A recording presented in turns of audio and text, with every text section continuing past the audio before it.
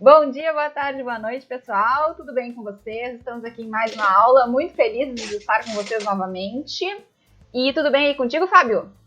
Tudo certo por aqui. Vamos dar. Beleza. Então, na aula passada nós falamos sobre o uso de agrotóxicos e tal. E aí, hoje a gente tem, um tema relacionado com esse. E a pergunta com a qual nós queremos começar a aula é: ter terra é importante? E aí, Fábio, o que tu acha? Bom, dependendo do lugar onde tu vive, acho que é importante ter terra, sim.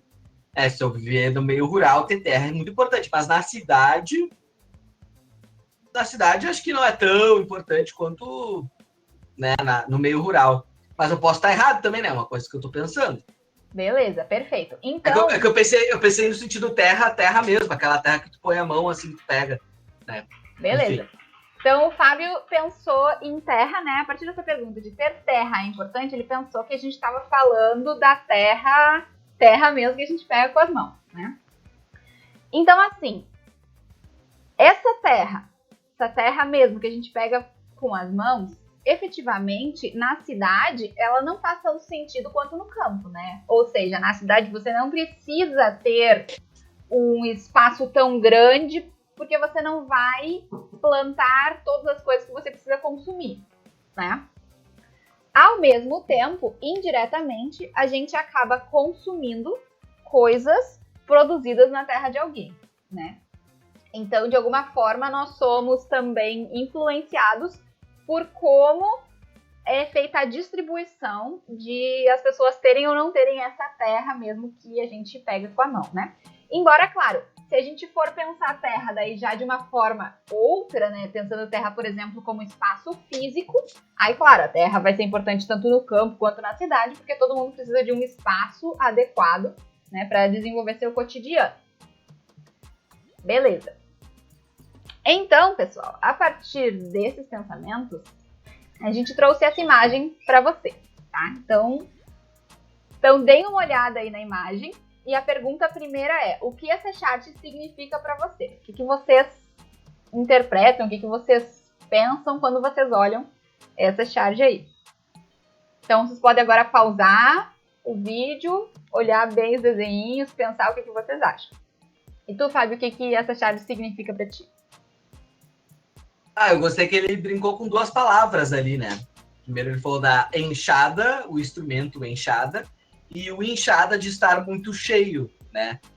A enxada parada, a gente tá vendo que tem até uma teia de aranha na enxada ali, uma placa escrito latifúndio, parece um meio agrícola, e aí o outro mostra a cidade totalmente lotada, parece até o centro de Porto Alegre ali. Quem já foi no centro de Porto Alegre já deve ter visto uma situação como essa. Então me parece que essas duas coisas estão conectadas, né? A enxada no campo parada e a cidade inchada com as paradas inchadas, né? Acho que tem total relação. Perfeito. Então a gente está vendo, né, que na primeira imagem a gente tem uma grande área que não tem ninguém. E na segunda a gente está vendo aí, digamos, a mesma área, só que cheio de gente, né? E embora isso que a gente vem trabalhando com vocês nas aulas pareça totalmente separado, o que acontece na primeira imagem, que é o campo, do que acontece na segunda imagem, que é a cidade, na verdade, existem relações muito fortes entre esses dois espaços, tá? Inclusive, pensem aí, provavelmente, algum dos pais de vocês ou algum dos avós de vocês morava no campo, muito provavelmente, né? Veio do interior, que nem a gente fala. Não nasceu em Porto Alegre. Algum dos, ou pai, mãe, ou tia, enfim, alguém que vocês convivam bastante, ou também seus avós. Por quê?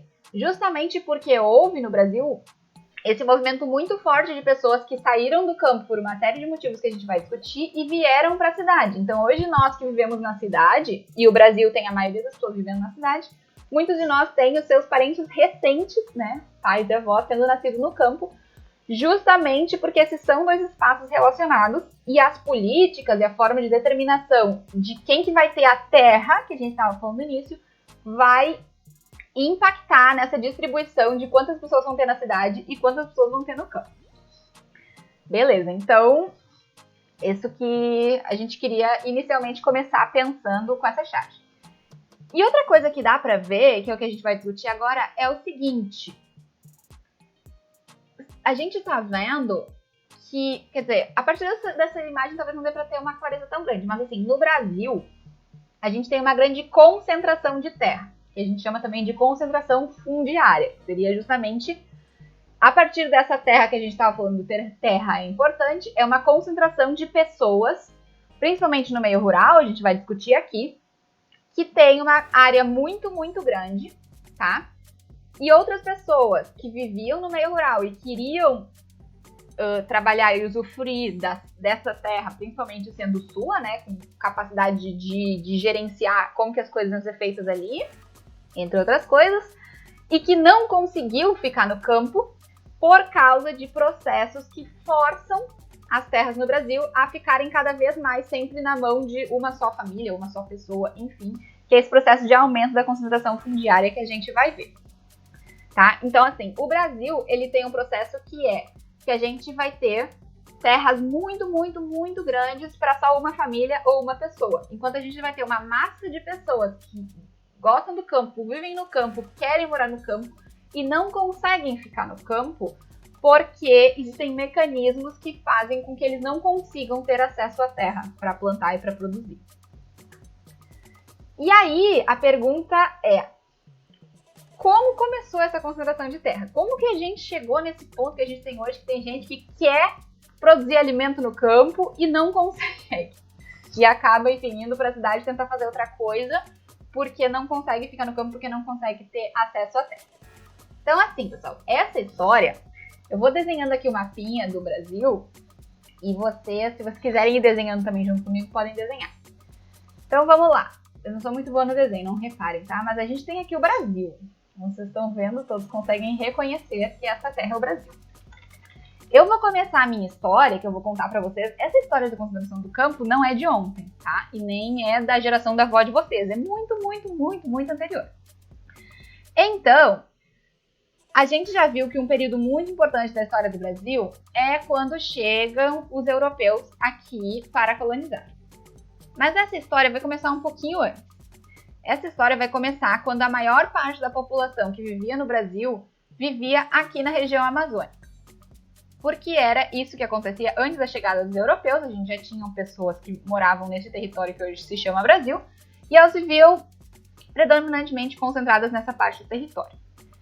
E aí, então, chegaram os europeus nos seus barcos, né? E por que eles vieram de barco? Por que eles não vieram de trem? Então, porque aqui tem um oceano, né? Então eles não conseguiriam vir de trem. Hoje em dia talvez até conseguisse ter tecnologia para o trem passar embaixo d'água, mas na época não tinha. Então eles vieram, né? E era um barco que não era um caiaque para uma pessoa, eram navios grandes com algumas dezenas de pessoas. E aí eles começaram então a se instalar aqui no litoral brasileiro. Só que o que aconteceu? Essas pessoas que chegaram nesses barcos, esses europeus, eles vinham representando o que a gente chama de coroa, e a gente vai falar aqui principalmente de coroa portuguesa, tá?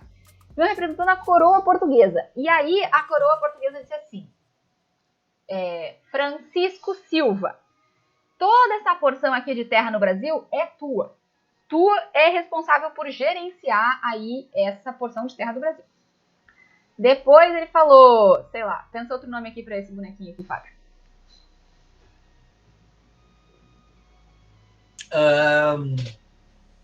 Pode ser Renan Oliveira. Renan Oliveira. Essa aqui é a tua terra, é tu que vai gerenciar. Beleza, então eles receberam essa incumbência de gerenciar a terra. A pergunta é eles que trabalhavam na terra, que iam lá aravam, que iam lá plantavam? Em geral, não, eles faziam o quê? Eles ficavam na casa grande. E quem que trabalhava efetivamente na terra? Nessa época existia o trabalho escravo, né? Ou seja, as pessoas não trabalhavam e recebiam um salário como é hoje. As pessoas, elas não tinham a opção de não trabalhar, então elas eram forçadas, né, amarradas efetivamente para trabalhar. Se elas se recusavam, elas sofriam sanções físicas gravíssimas, eventualmente chegavam até a matar a pessoa. E ela não trabalhava enfim, obviamente ela não voltava para sua casa de noite, né? Ela era obrigada a viver naquela forma, sem absolutamente nenhum tipo de decisão sobre a própria vida.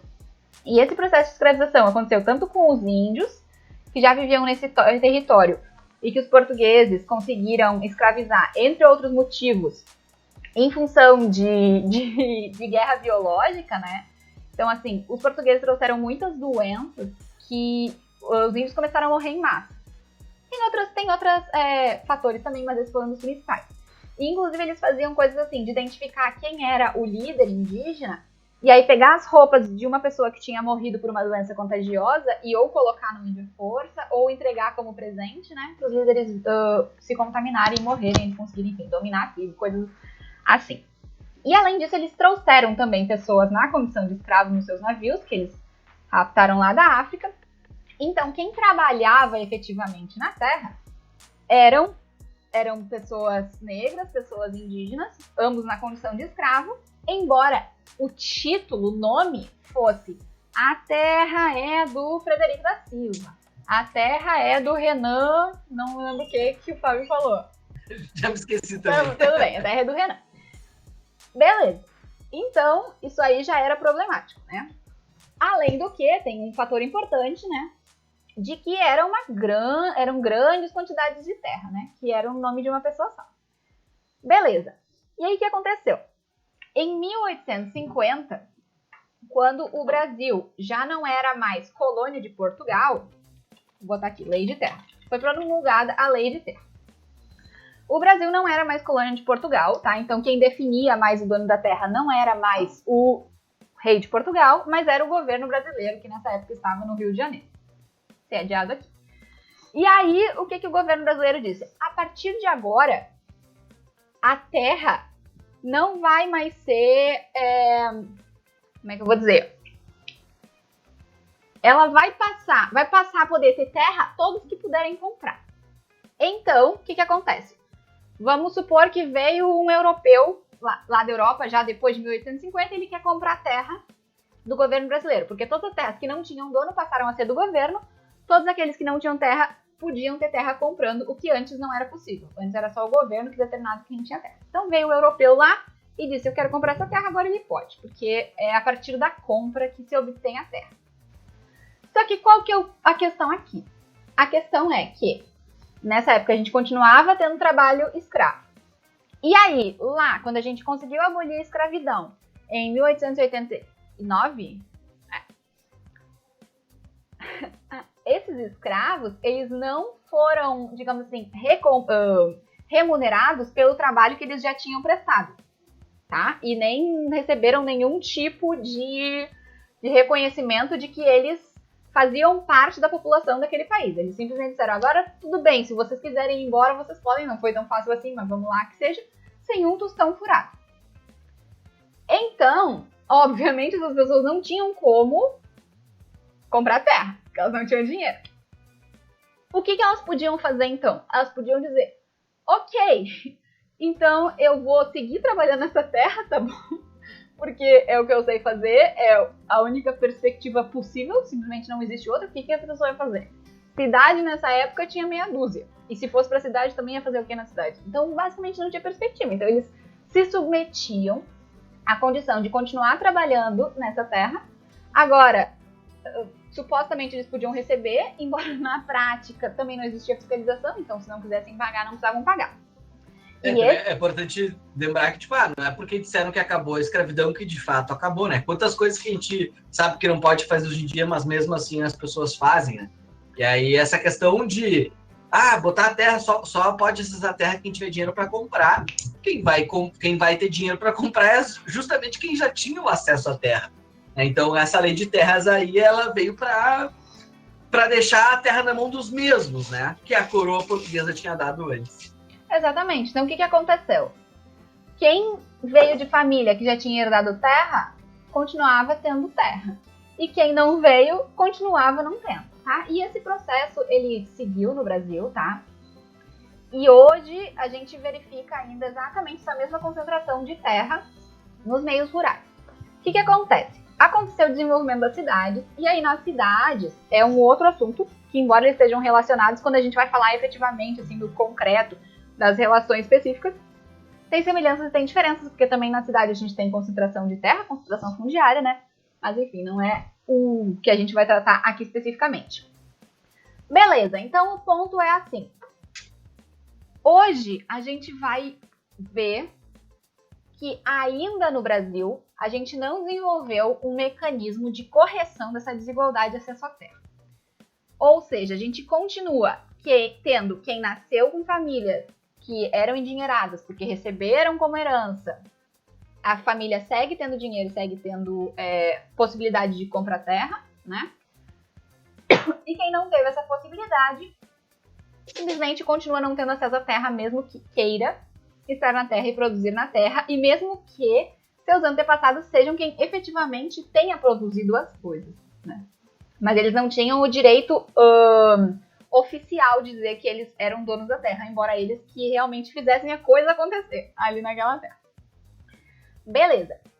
Então, a próxima pergunta é... Tá, primeiro, quais são os problemas dessa divisão desigual da terra, né? Eu trouxe aqui alguns problemas. Eu não sei se tu quer falar alguma coisa antes ou sigo, Fábio. Não, acho que um dos problemas está relacionado com aquela charge ali que a gente viu, né? Ao mesmo tempo que no meio rural a enxada está parada, agora na cidade está tudo inchado, cheio de gente. Então, se no meio rural não consegue prender as pessoas porque não tem terra para todo mundo, as pessoas acabam indo para a cidade, né? Então, acho que aquela charge ela é um dos problemas apresentados aí nessa péssima divisão de terras que a gente tem. Exatamente. Então, o Fábio estava trazendo essa questão de inchaço da cidade, né? Só que eu acho que na fala dele teve um ponto que é legal da gente ver, porque assim, ele disse que se no campo não tem terra para todo mundo. Só que essa é uma discussão importante. Porque talvez tenha terra para todo mundo, só que existem mecanismos justamente legais que fazem que as pessoas não consigam estar, né, nessa terra, mesmo que tenha terra para todo mundo. O que efetivamente é uma possibilidade no Brasil que tem tanta terra, né? Porque o cenário que a gente tem hoje é esse, assim, de tu ter um monte de terra em que não tem absolutamente nada, e mesmo assim essa terra não pode ser ofertada para pessoas que queiram ficar na terra por uma série de questões. E aí, tudo isso vai impactar na cidade, né? Como a gente já falou várias vezes, que campo e cidade estão interligados. Então, uma das consequências é o inchaço na cidade. E isso é algo que, enfim, é bem fácil da gente ver no Brasil, né? De pessoas muito apertadas em espaços pequenos. Beleza. Então, assim, algumas condições que eu trouxe aqui pra gente discutir de quais são os problemas dessa divisão desigual da terra. Péssimas condições de trabalho, inclusive com trabalhadores escravizados em alguns casos. Pera, deixa eu tomar um gole aqui, minha garganta tá coçando. Gente, depois eu corto. Tá coçando muito.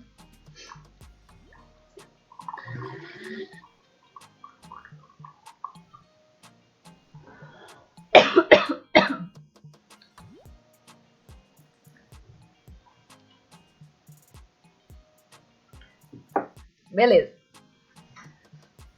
Então, galera, aqui, essa questão que eu tô trazendo, isso aqui eu não tô falando do passado, eu tô falando do presente, tá?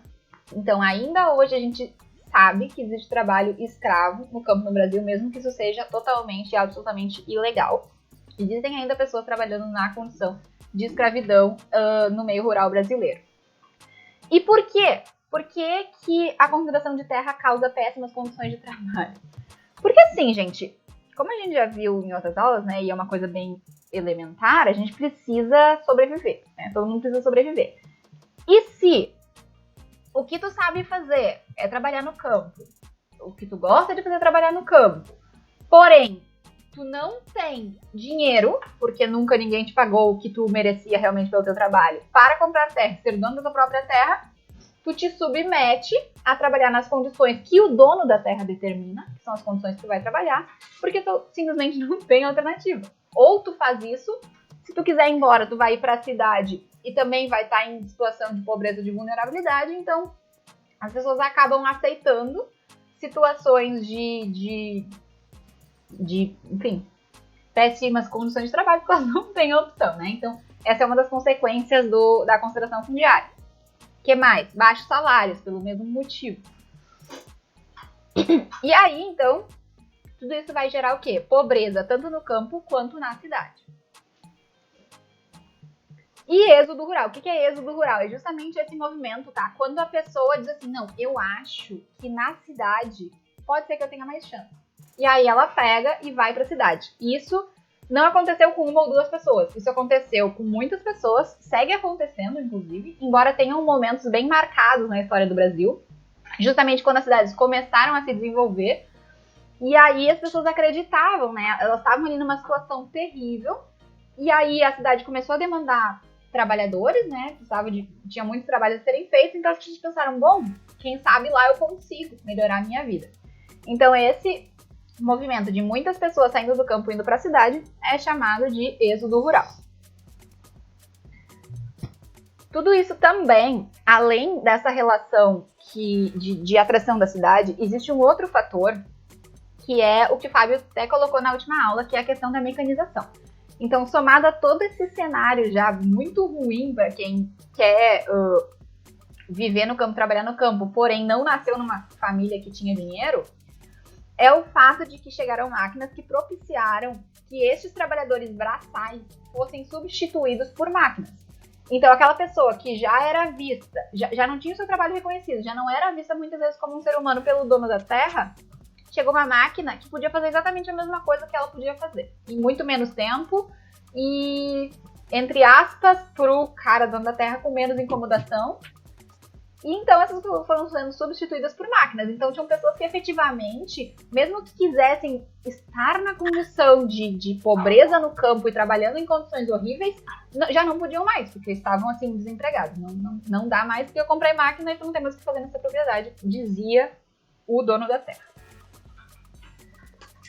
E aí, então, tudo isso leva de que este cenário de concentração de terra no Brasil coloca para grandíssimas quantidades de pessoas da população uma situação de vulnerabilidade, né?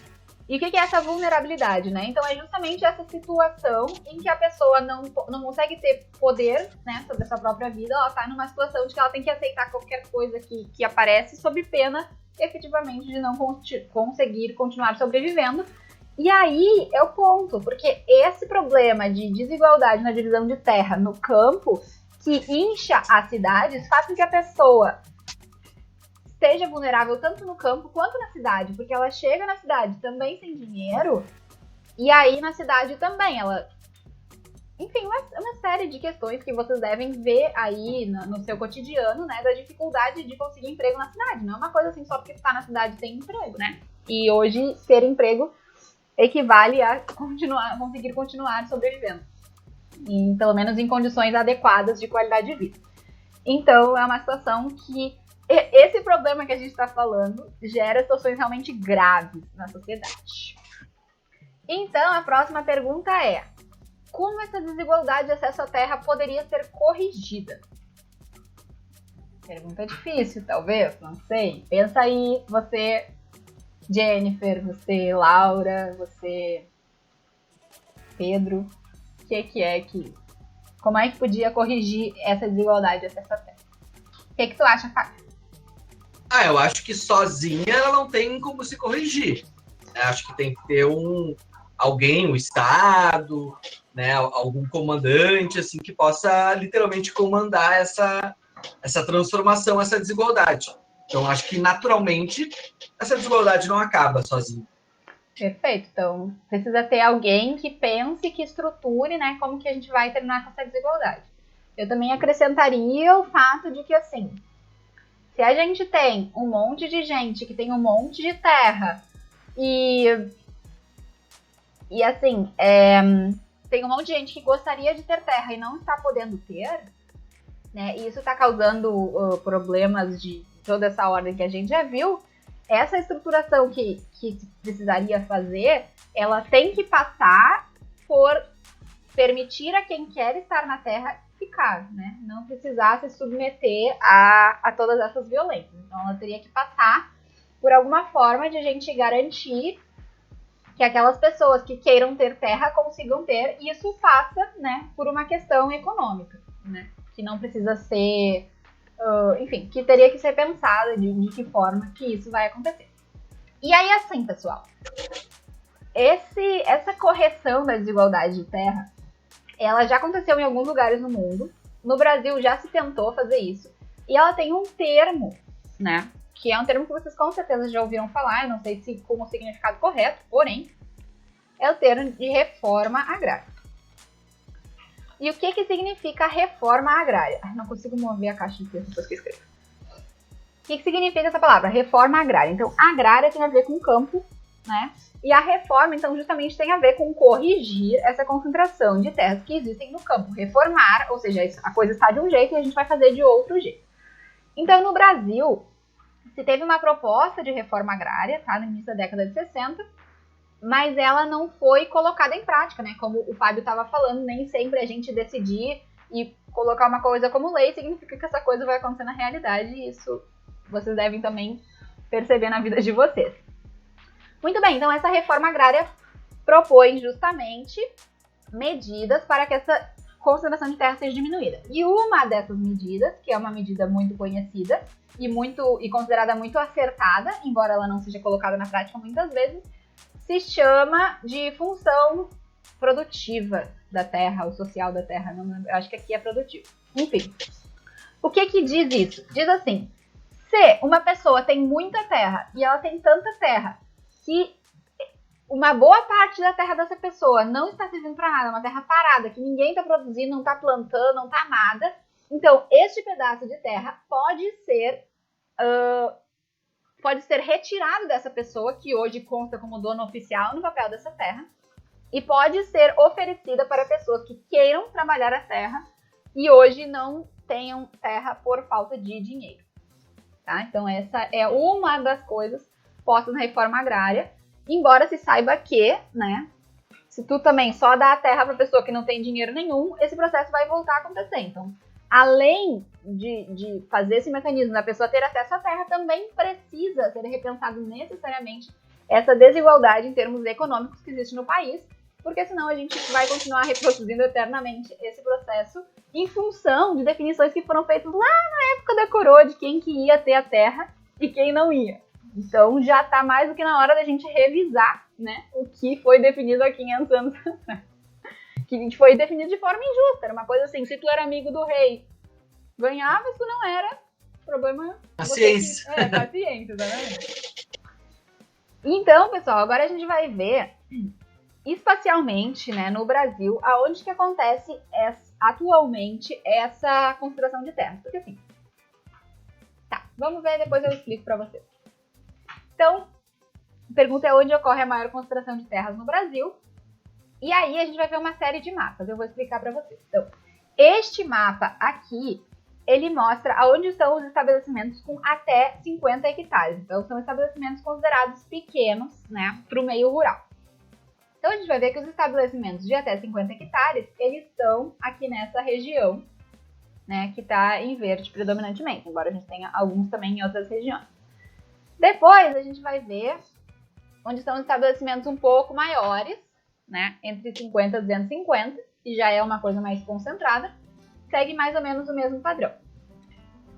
Depois, estabelecimentos de 250 a 1.000 hectares, a gente viu que ele deixa de ter uma concentração aqui no litoral, né? Por quê, tá, gente? Porque aqui no litoral é onde a gente atualmente vai ter a maior parte das cidades. A gente já viu um mapa disso na aula retrasada, eu acho. Então já começa a se deslocar aqui um pouco mais para o centro do Brasil, aonde a gente vai ter predominantemente esses estabelecimentos maiores. E por fim, a última categoria, então, que é de estabelecimentos acima de 1.000 hectares, que é um negócio gigante. Para vocês terem uma ideia, pessoal, 1 hectare corresponde a 10 campos de futebol, né? Se não me engano é isso. Eu não sei exatamente qual é essa medida, mas hectare, é algo parecido com isso. 1 hectare corresponde a 10 campos de futebol. Então, 1.000 hectares seriam 10.000 campos de futebol, para vocês terem uma ideia. Isso é muita, muita, muita terra. Daquele tipo que a gente estava falando, né? Que a pessoa tem terra e nem sabe até onde que vai a terra que tem. Sabe quando no Rei Leão o Mufasa... Como que é o pai de Simba? O Mufasa. Mufasa fala assim, até onde o olho alcança é a sua terra. É uma coisa assim, é muito ainda depois que o olho alcança, ainda tem terra. Beleza. Então a gente já vai ver, deixa eu pegar aqui o lapisinho, que isso já vai ter uma concentração maior aqui no centro do Brasil.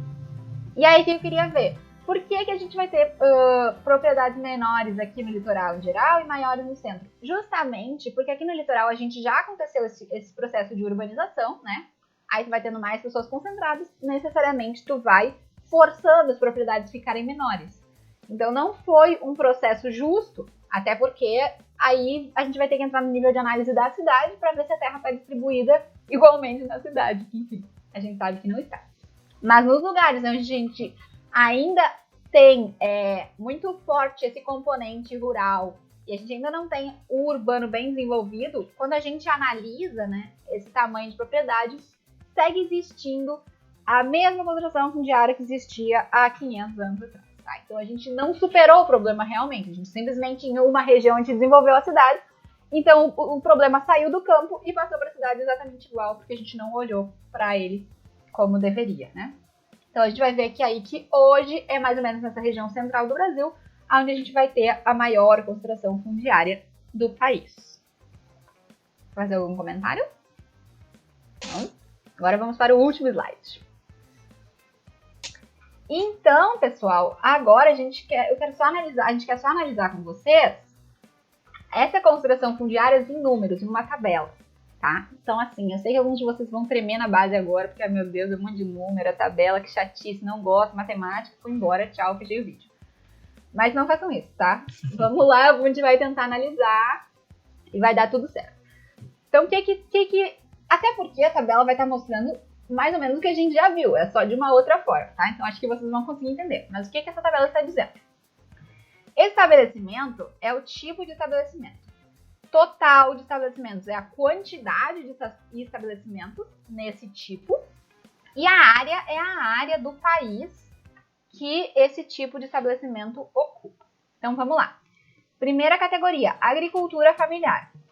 Na agricultura familiar, ou seja, pequenas propriedades que são, em geral, totalmente trabalhadas, né, pela própria família. E se vocês conhecerem alguém do campo, é possível que provavelmente esteja nesse tipo de estrutura organizacional, né, de agricultura familiar, ou seja, é a família de vocês que segue cultivando aquela terra.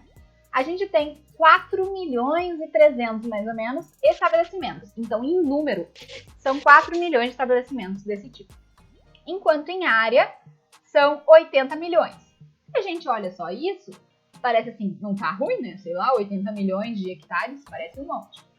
Mas vamos ver, então, a categoria não familiar, que é onde justamente entram, né, essas propriedades maiores, essas grandes propriedades. Então, em total de estabelecimentos, são 807 mil estabelecimentos do tipo não familiar. Ou seja, um número muito menor do que de estabelecimentos que são de agricultura familiar, que é 4 milhões. Mas vamos ver em área. Em área, são praticamente 250 milhões de hectares, contra 80 milhões de agricultura familiar. Ou seja, as grandes propriedades, elas são muito menos, mas elas ocupam não só em si uma área maior do que a agricultura familiar, mas também no total de área do Brasil. Elas ocupam uma área, sei lá 3 vezes maior do que um monte de propriedade que a gente tem em termos totais do país. Então é isso, pessoal. A ideia dessa aula é vocês entenderem, né, que a gente tem uma concentração fundiária muito forte no Brasil e as consequências disso e como soluções possíveis que a gente pode ir pensando para essa questão. E aí, quer falar alguma coisa? Não, acho que é bem isso, pessoal. Também acho que é importante a gente só saber como que isso também pode nos afetar na cidade. A gente já viu como as cidades podem ficar muito inchadas e tal. É bem importante também ver o que cada tipo de propriedade dessas produz, né, no sentido de alimentos. E a propriedade familiar é aquela que é a mais responsável por produzir alimentos que nós consumimos, como o arroz, o feijão, que a gente falou na aula passada. Né? Então, boa parte desses produtos que a gente consome no nosso dia a dia, o mercado interno, que a gente fala, está na agricultura, é fruto da agricultura familiar. Enquanto a agricultura não familiar é aquela que produz a soja, aquela que produz o milho, que vai para a indústria ou que vai ser exportado, né? Então, Por exemplo, quando a gente tem o preço do feijão muito alto, o preço do arroz muito alto, é uma consequência dessa péssima divisão que a gente tem. Porque se a gente tivesse mais gente produzindo arroz e feijão para nós, aqui na cidade, né, ia ter os preços iam ser muito mais baixos do que eles são nos dias de hoje. Então, além dessa questão da distribuição de terras, espacialmente falando, também na questão da nossa própria alimentação, do nosso cotidiano, do nosso dia a dia também influencia, né? Então, o agronegócio e a agricultura familiar hoje em dia são dois paralelos que a gente tem no Brasil, cada um com características bem diferentes, né? Então, é interessante pensar nessa complexidade do campo brasileiro. Perfeito, exatamente. Então tá, pessoal, muito obrigada por mais essa aula. Nos vemos na próxima. A próxima é a última, hein? E a próxima é a última, exatamente. Tchau, tchau. Tchau, tchau, pessoal.